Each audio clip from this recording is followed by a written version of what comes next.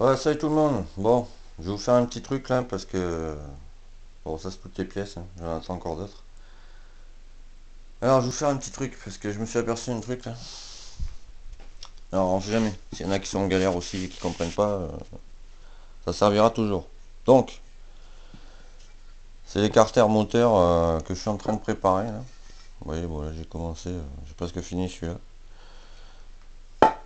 Et du coup, ce que je me suis aperçu hier déjà, pour le volant moteur, alors, à la base, ceux qui sont sur Minarelli, pardon, AM6, ancien modèle. Comment expliquer En fait, c'est un peu la même forme que ça, si vous voulez. Sauf que celui-là, en fait, cette cloche-là, ça a été une fabrication maison. La cloche, en fait, elle vient, ou rotor interne, vous appelez ça comme vous voulez. Sors de là, petit chat. Ah, petit chat, voilà. Très curieux. En fait, oui, la cloche, ça vient d'un DT50. Mais en fait, la couronne, là, c'est une couronne de bagnole qui a été soudée par-dessus, quoi. Donc voilà, parce que normalement, il y en a qui ont fait mais non, c'est comme ça et tout. Alors, si vous regardez bien les soudures, normalement, de la cloche d'origine sur les anciennes TZR, parce que les nouveaux, il n'y a pas la couronne, vu que c'est d'amarrage électrique, il y a juste ça. Parce que oui, le bouton électrique, mais ça, c'est un. Comment vous expliquer? C'est une cloche à rotor bobet externe, mais le démarrage est mécanique, parce qu'il y a ça. Ça se prend dans le démarreur. Le démarreur s'actionne. Quand vous appuyez sur le bouton, le démarreur s'actionne. Le pignon se déplace, vient se prendre sur l'engrenage. Ça tourne et vous démarrez. Démarrage mécanique, quoi. Bon, bref. Comme les anciennes bagnoles, quoi, si vous voulez. Et en fait, la couronne, normalement, elle est plus basse, quoi. Voilà. Donc ça a été fait maison. Donc du coup, j'ai essayé d'en racheter, mais forcément, ça correspond pas, quoi. Donc j'ai gardé l'ancien. Le neuf, je l'ai déjà revendu. Bon, bref. Et du coup, j'étais obligé de réaliser le tour là. Pas trop loin parce que la limite, vous voyez, là, faut que je rajoute du métal.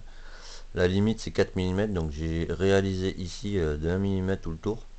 Hein. J'ai bien nettoyé, voilà, tout ça. Voilà. Après, l'allumage, c'est pareil. En fait, moi, c'est un 6 bobines. Les nouveaux TZR, c'est 8 bobines. Les anciens aussi, il y a 6 bobines. À une différence près, pardon, c'est les fils. Alors certes, vous voyez, c'est la même couleur. Il y en a qui vont me dire pareil, ouais, là, là, là. Tu t'es gouré, c'est le bon allumage et tout. Sauf que, c'est où déjà? C'est là, voilà. Vous regarderez sur les 6 bobines, il n'y a pas ça là. Vous voyez? C'est un contacteur en fait. Contacteur plus. Et il n'y a pas celui-là non plus. Vous voyez? Donc du coup, obligé de le renettoyer, pareil. Pour que ça redevienne à peu près bon. Et la platine non plus, c'est pas la même quoi. Parce que là, si vous regardez bien, voilà. Octobre 97, n'est-ce pas? La flèche qui pointe sur le 10, c'est pour le mois. Donc on est d'accord, janvier, février, vous voyez, ça va jusqu'à 12. Si vous voyez bien, voilà. Et 97 c'est l'année, donc 97 l'allumage. Alors que sur la moto est du 16 janvier 99. Donc déjà, bon, étrange. Bon bref. Ensuite, je vous montre. 4YV. En fait, ça c'est le numéro moteur, on est d'accord. Et ici, là, vous avez le numéro cadre. Alors déjà, là, il y a marqué Minarelli, vous voyez, Italie, on est d'accord. Là, Yamaha Moteur Espagne. Donc déjà, bon voilà. Et si vous voulez même, regardez, je vous montre. 5DU, bon, ça correspond au modèle de moteur quoi. Et alors attendez, je vous montre. J'ai le bouquin technique, voilà. Voilà. Alors je vous montre vite fait. Vous allez comprendre. Alors vous voyez là, il y a marqué 5DU, F. Voilà. Et ça correspond bien à la moto, 99. Sauf que, moi ici, j'ai 5DU, vous voyez. F1182. Donc là déjà, il y a marqué F81, 99. Donc 82. Et là c'est inversé en fait. L'année elle est là. 2000. Donc je me suis dit, vu que ça a été fabriqué 16 janvier 99 et que mon modèle à moi de moto il s'arrête en fait fin 99. Donc je me suis dit bon, peut-être que comment dire, que le bouquin en fait voilà, il s'arrête là. Attends, je ferme, je fais une vidéo. Donc je me suis dit bon, pareil, c'est à cause de ça, voilà, ils n'ont pas eu envie de se prendre la tête. Sauf que regardez, je vous montre. Sur une moto en fait, il y a un numéro moteur, n'est-ce pas? Et votre carte grise en fait, le numéro que vous avez sur votre carte grise en fait, elle correspond au cadre de la moto. Donc sur le cadre de la moto, il y a cette plaque qui est quand vous êtes sur la moto en fait, c'est sur le cadre en haut à droite.